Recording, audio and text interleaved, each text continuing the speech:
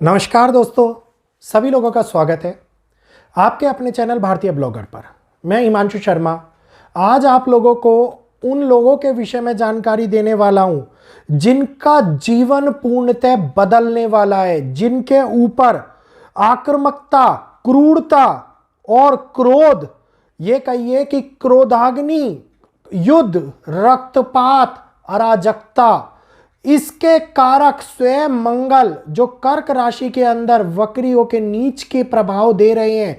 इसका अभिप्राय यह है कि मंगल मेष वृश्चिक राशि के स्वामी होते हैं और मंगल निरंतर अंतरकाल का राशि परिवर्तन जो जीवन के ऊपर उतना बड़ा प्रभाव डालता है जितना कि युद्ध के अंदर एक सेना के ऊपर प्रभाव देने वाला सेनापति डालता है। तो काल पुरुष कुंडली के सेनापति मंगल देव 80 दिनों के लिए अपनी उल्टी चाल चलना स्टार्ट कर चुके हैं। ये 24 फरवरी 2025 तक रहने वाली है।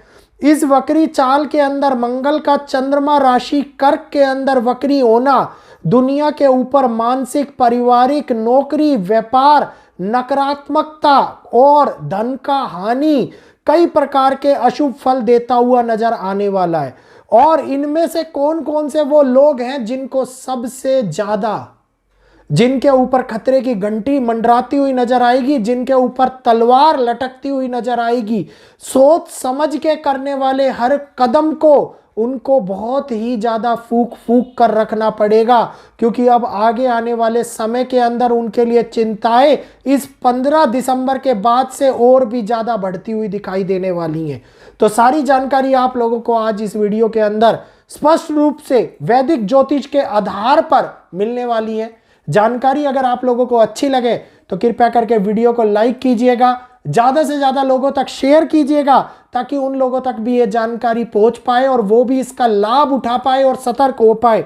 और खास तौर के ऊपर इस समय के अंदर हम लोगों के जीवन में आने वाले प्रभाव जो जीवन को बदलने का कारक बन रहे हैं उससे हम लोगों का बचाव हो पाए।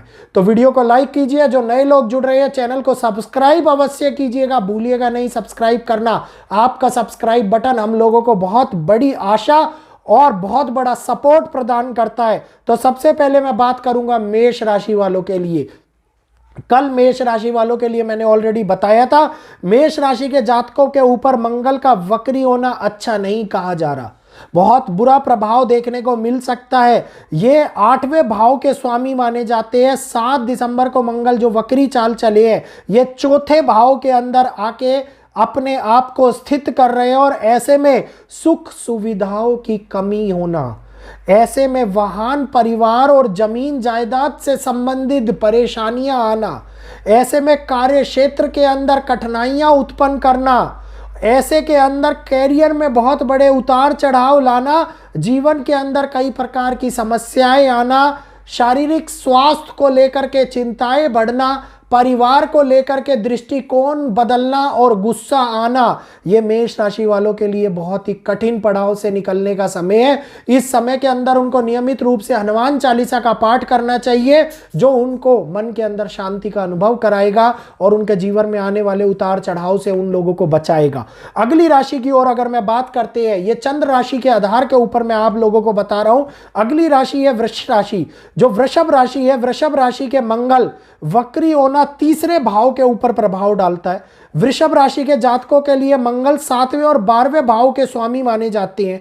ये मंगल अपने आप में पराक्रम, साहस के बहुत बड़े कारक देखने को मिलते हैं, यात्राएं कराते हैं और यहीं से परेशानियां आती हुई नजर आती है। इसका अर्थ है जो लोग यात्राओं पे जा रहे हैं उनको सोच समझ के यात्राएं करनी चाहिए, नहीं तो यात्राओं के अंदर हानि होती हुई दिखाई देती है।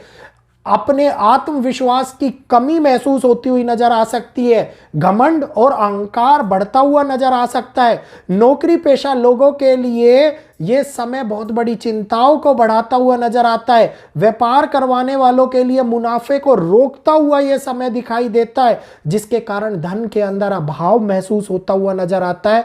पारिवारिक अशांति बढ़ती हुई नजर आती है। आर्थिक स्थिति संवेदनशील होती हुई नजर आती है। बिजनेस पार्टनर के साथ में मनचाहा तनाव उत्पन्न होता हुआ नजर आता है, जिसको आपके मन के द्वारा उत्पन्न किया जाए, और ऐसी स्थिति आगे आने वाले टाइम में पारिवारिक संबंधों को, रिश्तों को खराब करती हुई नजर आती है। तो इस समय के ऊपर वृषभ राशि के जातकों के लिए यह समय बहुत ही ज्यादा संवेदनशील है।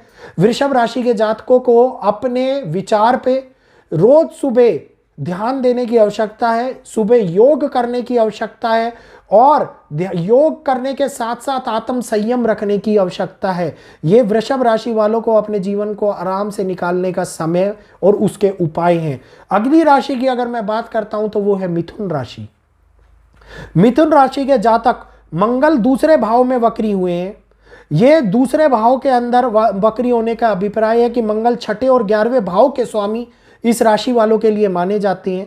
दूसरे भाव में वक्री होना, परिवार के सदस्यों के मध्य के अंदर मनमुटाव, स्थिति खराब होना, परिवार के सदस्यों का हेल्थ खराब होना, परिवार के सदस्यों के ऊपर कर्जे का सामना करने पर लगना, और किसी प्रकार की नकारात्मकता पारिवारिक रिश्तों के अंदर आती हुई दिखाई दे, ये संबंधियों को नुकसान उठाने के बराबर दिखाई देती है।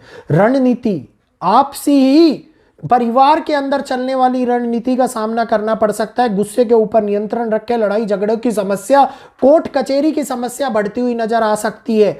आर्थिक स्थिति को कोर्ट कचहरी के कारण नुकसान होता हुआ दिखाई दे सकता है। तो इस समय के अंदर आप लोगों को सोच समझ के कार्य करने की आवश्यकता है। अगली राशि अगर मैं बात करता हूं कर्क राशि। कर्क राशि में मंगल नीच राशि, मंगल जो है वो नीच के हो जाते हैं, और इस बार कर्क राशि में ही मंगल नीच के हो रहे हैं। तो इस राशि के लगन भाव के मंगल वक्री दे हुए हैं।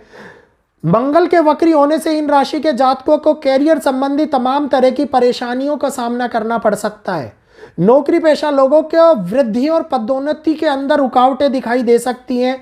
वहीं पर संतान की शिक्षा को लेकर बड़ी परेशानियों का सामना करना पड़ सकता है। व्यापार में मन मुताबिक लाभ होता हुआ की बजाय निराशा दिखाई देती हुई नजर आती है। कर्क राशि वालों को संयम बरतने की आवश्यकता है। इस समय को बहुत ही ध्यान पूर्वक, बहुत ही आराम से अपने जीवन को आराम से और संवेदनशील होते हुए जीने की आवश्यकता है। जितना ज्यादा आप अपने जीवन को इस समय के अंदर आराम से जिएंगे, तो फरवरी तक का यह समय आपको सभी विपदाओं से, सभी मुसीबतों से निकालता हुआ नजर आएगा। कारोबार में अधिक मेहनत करवाने की बजाय आप अपने जीवन के ऊपर संयम बना के रखने की आवश्यकता दिखाई देती है। कर्क राशि और कर्क राशि के साथ साथ मिथुन राशि वालों को, दोनों को इस समय के ऊपर सबसे पहले मंगलवार के दिन हनुमान जी को चोला चढ़ाने की आवश्यकता है, ताकि आपके जीवन के अंदर आने वाली कठिनाइयों से संकट मोचन उसको हर लें और शांतिपूर्वक जीवन का निर्वाह कराएं।